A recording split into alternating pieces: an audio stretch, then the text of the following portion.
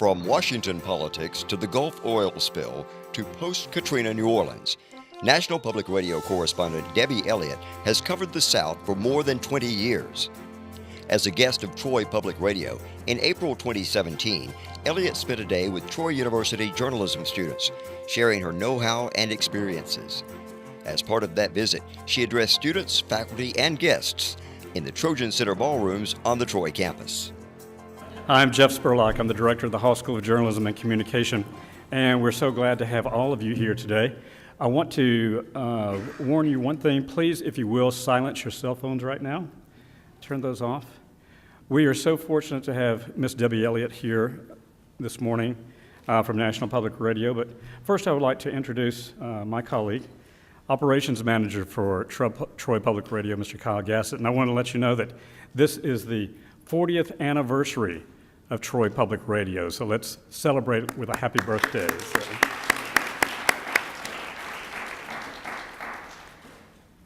Good morning. Yes, we are in a little bit of celebration mode, so if we're walking around with smiles on our faces, you know why. It's an honor to be here today, and we've been in celebration mode for 2 months, and this is one of the events that we're starting our year off with as well. And we're celebrating storytelling today with one of the absolute best. Debbie Elliott has been reporting for NPR since 1995, and before that she worked with WUAL in Tuscaloosa, both on the news staff and as a student, which we'll hear a little bit about today. And she worked for the Alabama Radio Network. But you're in luck today because she's going to be sharing some of the work that she's been doing for the past 2 years. And she's going to be sharing what she's known for. Debbie is known for her intelligent and thoughtful reporting, her warm voice, and the ability that she has to connect with her audience. And I'll also add, she's also known on the roller rink as Anais Ninja, but I'll let her tell you a little bit more about that. It's my honor to introduce NPR's national correspondent and our friend, Debbie Elliott, who's based here in Alabama. Hello, Debbie.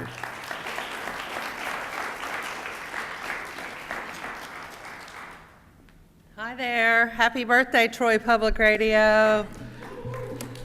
That's really great news that Alabama has such an incredible public radio system here and around the state, and that's something to really be proud of. So I'm going to start with a little mystery. I have my little Easter bag here, and I'm going to show y'all a couple of things.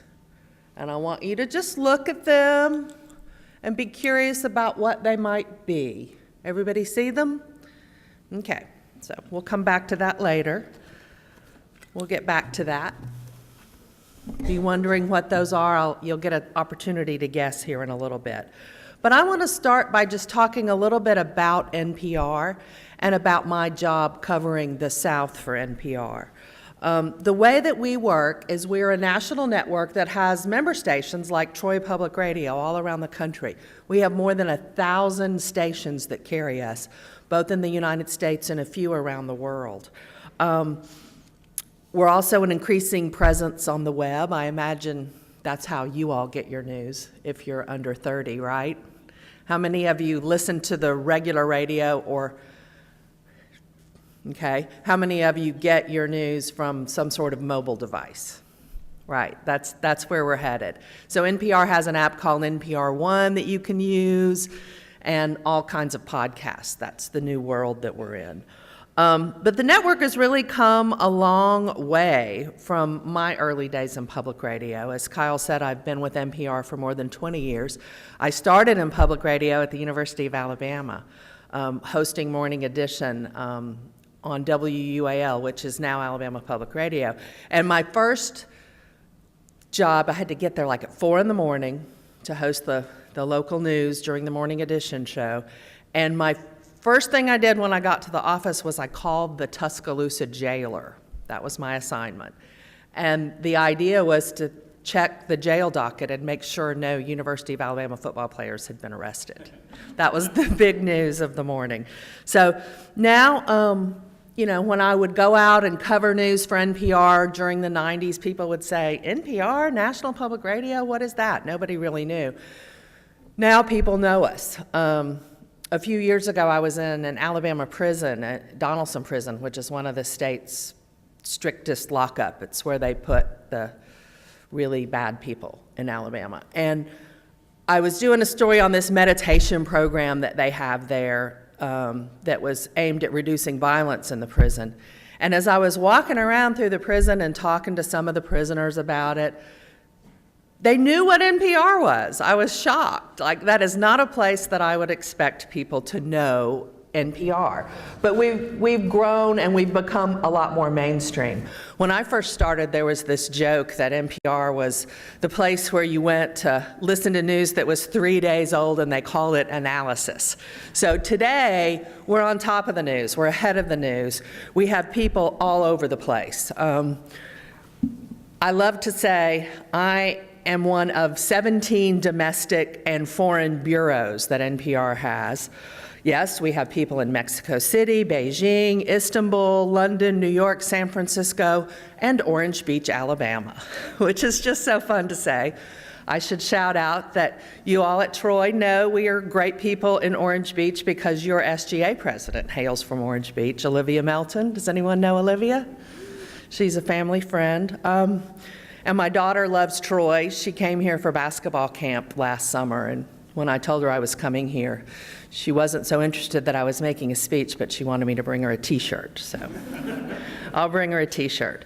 We also have somebody in Birmingham. Our Southern Bureau Chief is based in Birmingham. So Alabama is, you know, it's hard to find a national news organization that has a presence in Alabama, but NPR does. And that's because there's a reason we're called National Public Radio. We have people across the nation in places that other national news organizations might not. We don't just have people in New York or Washington, D.C. or Los Angeles trying to explain what's going on in the country.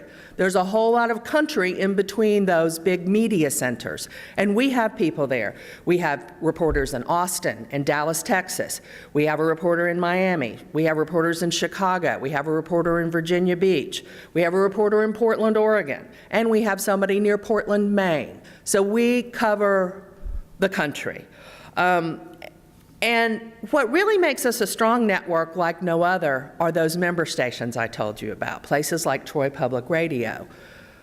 We can come together when there's news happening in a state or in a community and team up with our local folks on the ground who really understand the places better than we do if we've not been there.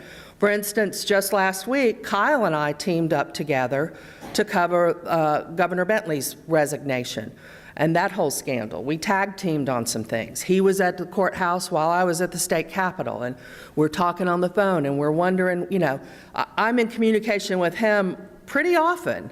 Like last night we were talking. He was in Auburn last night when there were protests over the white supremacist who was there speaking. So we work together with our member stations, and that's really what makes us strong and really what makes us unique. There is no other news organization in the country that is able to do that. So I'll brag a little bit about our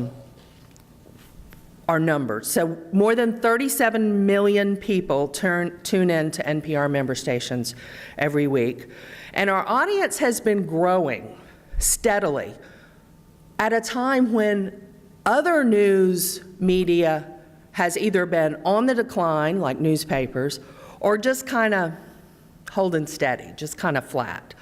So we're this bright spot. So why is the question, right? So I have a theory about that. I think it's our mission, pardon me.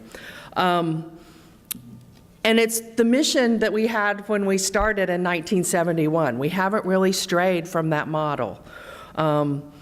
Today, our mission statement reads that we work in partnership with our member stations to create a more informed public, one challenged and invigorated by a deeper understanding and appreciation of events, ideas, and cultures.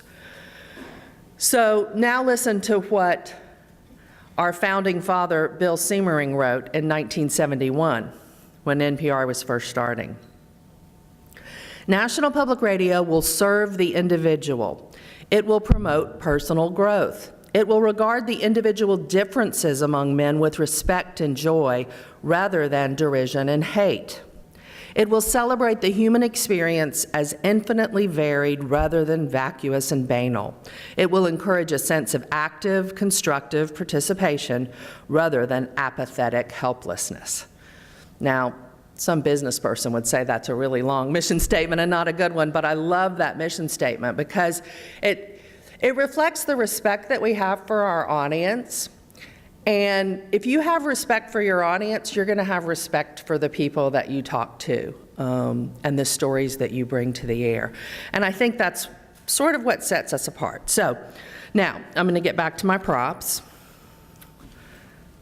Are any of you curious about what these things are? Does anybody have a guess? The curious people must be journalism students. Does anybody know what this is? Oh, wow, I've got you stumped. Does this help? Yeah, it's a tooth. It's a tooth. It's a nutria tooth. This is like from a story that I did. I actually went out in the swamps of Louisiana when Louisiana was worried about they've had this huge land loss crisis. And one of the problems they had were these nutria. They're like these swamp rats.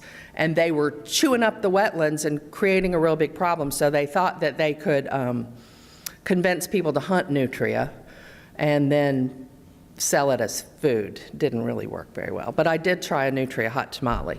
So I was on the ground in Louisiana for that. And then this, does anybody have any idea what this might be? Oh, there goes my computer. These are tar balls of different sizes collected from Florida to Louisiana during the BP oil spill and in the years after. These things I'm showing to you is because they are evidence that I actually left my computer, left my desk, went out into the world to cover the news where it was happening. This is something that I once heard Louisiana TV veteran Norman Robinson call touching the story, right? I'm not just reading the Twitter and calling people on the phone and sitting at my computer and reading local news accounts of things. I actually go to where things are happening. And I think that makes a really, really big difference. We have people who do original, on-the-ground reporting. You see less and less of that now on cable news. More and more you just see people who come and they talk. And they talk at each other. They're not really talking back and forth. We go out, we cover the news, we talk to people, we see and we hear what's going on. We do interview newsmakers, we cover news conferences, we do all that stuff. But what NPR does like nobody else, I think, is that we bring you that intimate feeling of what it's like to be in a place, what it's like to hear the voices that reflect the community that we're covering. You're able to then think and reflect on something in a more fuller way. You're getting a fuller picture of the world. You know, it's just as important to hear what's happening in the halls of Congress as it is to hear the decisions that are being made around your neighbor's kitchen table. Because sometimes it's happening at the kitchen table first, right, before it gets to Congress, or before it gets to the Alabama legislature. There's this important intersection of life and policy, right? And I think that's an important thing to get at. And sometimes that's very gray. It's not over here on the right and it's not over here on the left. It's a little here and there and everywhere. And if you can understand another person who might have a different perspective, that's going to help you understand why it is you have the perspective you have, right? It's important that journalists are independent and question everyone. Especially in this past election cycle, you've seen where people only want to listen to this side or that side. Like you have conservatives who really flock to Fox News and maybe want to listen to Rush Limbaugh. You have liberals who want to watch MSNBC and maybe seek out things like Talking Points Memo online.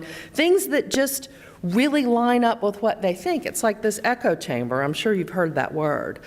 And then we've got this whole fake news thing, like you're going to make up news just to justify your opinion. That is not, those aren't the things that get us anywhere in a democracy, right? We need the kind of news reporting that sort of gets beyond this whole he said, she said, and there's no whatever in the middle. You need context. You need to know maybe there's not just two sides to the issue. There may be 3 or 4 or 5 sides, 5 things you need to think about. There's nuance, there's context, there's history. History is so important. All of those things affect what is going on. Not just the facts, but what I call truth with a capital T, truth. Aiming to get a little bit at a time at the truth. And that, I think, is the best part of my job. I love it. I get paid to travel around the South and meet people and talk to them about what's going on in their lives. I've done a lot at NPR. I hosted Weekend All Things Considered for a couple of years. That's when I got to try to be a roller rink person. And I got to interview lots of fabulous people during that time. And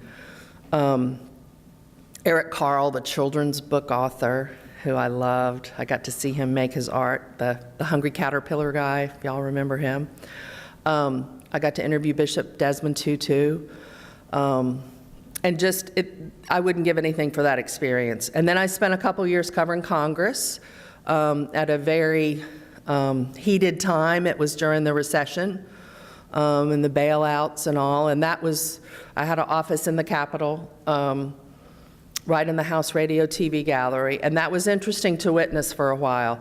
But there's nothing like getting out in the country, and I call it the Gulf South. I spend a lot of time in Alabama, Mississippi, Louisiana, sometimes Florida, sometimes Georgia, sometimes South Carolina, but mostly Gulf South, sometimes broader South. And just talk to people, getting to know people who are willing to share their story in hopes of making a difference, really. And people will talk to you in the South. It's not like I have to do much. I just have to kind of put out my mic and say, hey, what's going on? You know, and people, if they know you're willing to listen, they'll share their story. But you have to be there with them. It's not the same. I mean, I do some telephone interviews. I'm going to do one later today from Troy Public Radio that I need to do because of the time crunch. But it's so much better when you're there in person talking to people and trying to tell their story. So I want to share a couple stories, if that's okay. We can listen. Let me get my computer back on. So some of the stories that I've covered in this region are about, well, I tell you what, I'm going to start with the BP oil spill since I brought my tar balls. So that was like this slowly unfolding crisis that's still having lingering impacts along the Gulf Coast in some communities.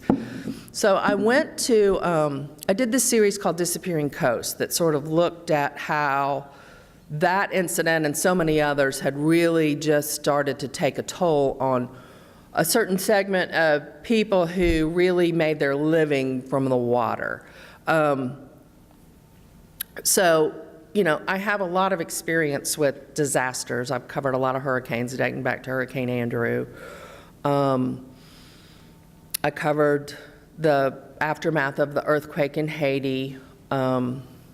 I've covered tornadoes in the South and in the Midwest. I've covered, you know, today's the anniversary, I think the 22nd anniversary of the Oklahoma City bombing. I was there, I wasn't there immediately, but in the aftermath of that as well.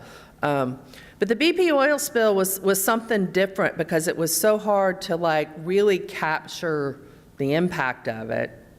And nobody really knew when it was going to end and if it was over or whatever. And it really started taking this mental toll on people. And so I did a series of stories about that. And I want to play you a little bit of this one. And it was from Alabama's coast.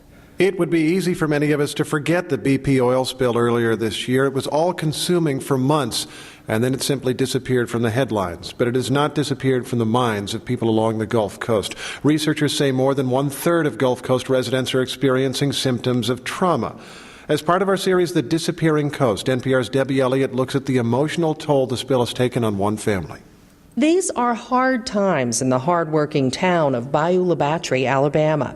It's known as the seafood capital of the state and struggled to get back in business after Hurricane Katrina. But once again, the processing plants and shrimp boats lining the bayou are mostly idle. So when Feed the Children trucks arrive at the community center, the turnout is huge. $6.15. I need a box for $6.15. Got you right here, ma'am. Got you right here. Volunteers like Laurie Woodyard hand out big cartons packed with food and household goods. Residents had to sign up in advance, so some are reluctantly turned away. We're out. We only had 800 cards and 800 boxes of groceries. I'm sorry, we just don't have any more. No one makes a scene. This is not a place where asking for help comes easily. It almost makes you not even want to walk up and ask, because of how many times that I've had to do this and everything, and it's really hard when they send you away after you do, especially when you need it like I do. I'm about to cry. It's hard. 25-year-old Lena Hofer has red circles around her blue eyes. I'm a homemaker. My husband was a shrimper, so it's bad. It's put us in a really bad spot. We're very, very close on the edge of losing everything. But, God feeds the birds. So how much more does he love us? Oh, that just makes me so I have sad. to tell myself that like 100 times a day. Aaron and Lena Hofer have been on a downward spiral since the spring. Okay, I'm not going to play anymore. But so anyway, that's what we do. We go talk to people. And I want to tell you a little bit about something about being on the ground for that story and how important that was. So we had set up some stuff and we're planning to go on this trip. I had a producer work with me on this, which I get a couple times a year maybe. And we had set up interviews with other people, and we'd gone to talk to some counselors, some psychiatric counselors and whatnot. And nothing was really kind of coming together. Well, we noticed next to the clinic that this Feed the Children truck was there distributing food. We didn't know that was going to be happening when we were there. So we, observant journalists, we went over to see what would happen. And that's how I met Lena. Like, it was just being there and being aware of what was going on and seeing that she was willing to talk and noticing that you had to pre-register for the food and that they were actually turning people away. So got to know Lena there. She agreed for us to meet with her later and meet her husband, Aaron, who agreed to talk with us. And then we ended up spending time with them over the next several months and their small children, and learned that their children were going through counseling because of what had been going on in the family. So they ended up being like a really relevant story to the story that we were telling, but we wouldn't have known that had we not been there and been aware of what was happening. So we're running out of time, and I know we want to take questions, and I have all these other stories I want to play for you. So now I'm going to let you vote. So I have history. I have a story from Selma about the anniversary of the Voting Rights March there. I have a great political character story, a profile of Louisiana's former governor Edwin Edwards, who tried, after getting released from jail, being in his 80s, to run for Congress again, and he's just a character.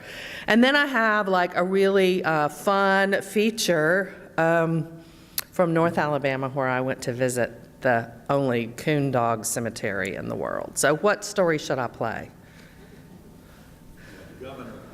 The governor, Governor Edwards. Okay. Edwin Edwards. So I've covered lots of political careers and characters over my years, but this one may be one of the more interesting. 50 years after he was first elected to Congress, Edwin Edwards is back on the campaign trail in Louisiana. Edwards' long career includes 4 terms as governor, followed by 8 years in federal prison for corruption. These days, at 87, he's got a new wife, a 1-year-old son, and an eye on winning over a heavily Republican district. NPR's Debbie Elliott has more. Don't think for a second that age or the federal pen somehow softened Edwin Edwards' ability to work his audience, including this reporter from NPR. People that listen to public radio don't vote for candidates like me. Sporting suspenders and a crisply pressed polo, the silver-haired Edwards holds court in his Baton Rouge campaign office, a baby bouncer stowed in the corner. I'm of the people. I'm common. I'm ordinary. I don't speak good English, yeah. Edwin Edwards is anything but ordinary. He's the last in a line of larger-than-life populist Democrats who once dominated Louisiana politics. Think Huey Long. Edwards was first elected to Congress 50 years ago and spent 4 terms as governor, spanning the 70s, 80s, and 90s. He was known for walking a shaky ethical line and for his penchant for gambling and women. People talk about me, and out of that came things like Silver Zipper. And I like to say, well, maybe so, but now it's Rusty Zipper. Ever confident, Edwards figures he's been on the ballot 26 times and came out on top all but once. No reason to give up on politics now, he says. It's in my blood. Old doctors don't want to quit. Old farmers don't want to quit. We feel fulfilled doing what we think we were called to do. And my calling has been public life. Some people go to Florida, some people fish, some people, volunteer. Edwin Edwards runs for office. Stephanie Grace is a political columnist for the Advocate newspaper. He's so in his element, and he hasn't lost a step. Dominique? Edwin Edwards, how are you? Even by phone, he dials up the charm. I'm sure you're kind of surprised to get a call from me, but maybe you recognize my Cajun accent. He hangs up with the promise of a vote. The next call didn't go quite so well. Bye-bye. Put her down as doubtful. She said, you're already married to that good-looking blonde girl. I don't have a chance. I'm looking for somebody else. He and his third wife, Trina, met as prison pen pals while he served his time for extortion and rigging riverboat casino licenses. They were married when he got out in 2011. There was a short-lived and widely panned reality TV show, The Governor's Wife, featuring the couple and their infant son. Then, when Republican Congressman Bill Cassidy announced he was running for the Senate, Edwards saw an opening, much to the surprise of pundits who thought he might not come out of prison alive, much less campaigning. Edwards' political tenacity is legendary.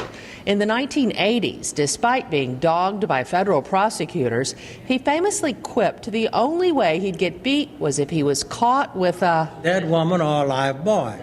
But even at that, I don't know if I'd have lost had I been caught. In the 90s, he beat former Ku Klux Klan leader David Duke. The bumper stickers in that governor's race read, "Vote for the crook. It's important." Now, Edwards is one of 13 congressional candidates, all facing off November 4th in Louisiana. You get the point. It's never dull covering this region. So I'll open it to questions now, even though I would love to play more stories. We're running out of time. Does anybody have a question? Any reports or any witnesses' accounts or anything like that covering Hurricane Katrina? I did cover the aftermath of Hurricane Katrina. Here's what was interesting. Like I told you about going to host All Things Considered on the weekends. My first weekend hosting that show was the weekend Katrina hit. And I was the one reporter who probably knew the Gulf Coast better than anybody, yet I was in Washington. So initially I wasn't there, but I came in a few weeks later and did some follow-up reports and have been doing follow-up reports every year pretty much since on like the recovery. Right. We did a whole series last year on the 10th anniversary. We did one about the role of food in the recovery process. We did something about local citizens who were really banding together to fight the blight. Like, while some communities had come back, others had not. And so here you are, you've got your house rebuilt, and you're living on this street where there's 2 or 3 empty lots or grown-up lots, and it was frustrating for people because they felt like they weren't getting the resources that they needed. So they just took matters into their own hands and started to try to renovate their neighborhood and get rid of the blight. So we've done a lot, and I've done a little part of NPR's broader. One of my proudest moments was when our reporter John Burnett was on the ground during Katrina. He was at the convention center where all these people had come, and the conditions were just abhorrent. They had no food, no water, nothing. And so he is on live with our afternoon show, All Things Considered, with Robert Siegel, describing this. And Robert Siegel has on the other line the head of Homeland Security talking about how the federal government was getting resources to New Orleans and everything was fine. And John Burnett was like, no, I am on the ground here. Here again, I'm talking about being on the ground somewhere, and this is the reality on the ground. And y'all need to get a reality check if somebody's telling you otherwise. So here again, it echoes my point. It is so important to have people who are out and able to be places when things are happening. Thank you for the question. Other questions? Oh, y'all are a shy crowd. What's been your most memorable story? Oh, that's like asking me which child I like the best. Although I do favor one over the other, but I wouldn't tell them that. You know, one of my fondest memories was going to Gee's Bend, Alabama, when the ladies there who made those quilts got really popular, and they had made a stamp about the quilts. And I went, they had a senior center there where all the ladies would come and make quilts every Tuesday or whatever day it was. And so I went and hung out with them for a day and learned so much. And they were just like, there was no fame. They were still barely hanging on, like maybe their ancestors had barely hung on in that community, despite all this fame. And it was just a really special moment. And so I'm going to play one more story since y'all don't have so many questions, because this leads me to one of the people I interviewed for that to get a sense of the history was Kathryn Tucker Windham. I don't know if you all know her. She wrote those ghost stories your parents probably read you when you were kids. Alabama Jeffrey, the Alabama Ghost, and other ghosts. Anyway, she's a folklorist who was famous in Alabama, lived in Selma, but had worked for the Work Progress, the WPA, during the recovery from the Depression, and was one of the first women journalists in Alabama, and had these tales and had this perspective on Gee's Bend and the role of those women and whatever.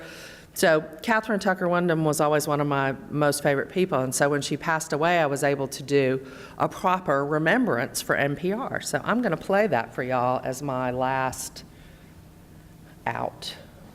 If you are a very long-time listener to this program, you might remember this voice. There comes before the real dawn, a false dawn, when it begins to get a little light. That's Kathryn Tucker Windham, a storyteller from Alabama. She died yesterday at her home in Selma. Back in the 1980s, Windham did commentaries on our air, like this one. The birds in the swamp wake up and they begin to sing. The red bird sings first, and then all the birds sing, and the whole swamp is filled with music. And then it gets very dark again, and there's absolute silence there. And then the real dawn comes, and they sing again. Kathryn Tucker Windham lived to the age of 93. NPR's Debbie Elliott has a personal remembrance. There was nothing better than sitting on the porch or in the garden or even in the cemetery with Kathryn Tucker Windham. I like cemeteries. I like to wander around in them and admire the craftsmanship of the stonemasons and read the epitaphs and wonder about the people who are buried there. I remember sitting beneath a sprawling oak tree at a cemetery in Selma, trying to tap just a little bit of the wisdom of Kathryn Tucker Windham. She started her trailblazing career as a police reporter for a Montgomery newspaper in 1940. Windham witnessed the worst in her state during the violent opposition to desegregation. She maintained relationships on all sides, never losing faith that a childlike sense of awe and adventure could bring people together. She wrote a whole series of books about Jeffrey, the ghost who shared her house in Selma. Her stories were the stuff of Southern folklore. Like this story she shared on NPR of why she always waits around to see a buzzard flap his wings. Because everybody knows that if you see one buzzard, it's real bad luck. Something awful is going to happen to you unless he flaps his wings. We first met when I was still in college and working at the public radio station in Tuscaloosa, where she would come to record her national commentaries. I was always fascinated by her garden hats. When I saw her last spring, she once again impressed me with her hat. But this time, she was making one with twigs and a giant cowcumber magnolia leaf. She was on an outing in Alabama's Red Clay Hills with famed Harvard biologist E.O. Wilson. It was the first time they'd met. This is Kathryn Tucker Windham. I am awfully pleased to meet you. Oh, I'm pleased to meet you. Yeah. I even dreamed about ants last night. Oh, I'm pleased to hear that. And Windham was dear friends with Nell Harper Lee, the media-shy author of To Kill a Mockingbird. And no matter how many times I asked her to help me get an interview, the answer was always no, loyal to her friend to the end. I took my family to meet Miss Windham at her home back in 2004. She taught my toddlers how to make a paper drinking straw wrapper come alive and slither like a snake with drops of water. And we toured her garden, where there in the shed she kept the custom-made pine coffin she will be buried in this week. Debbie Elliott, NPR News. There we go. Thank y'all so much.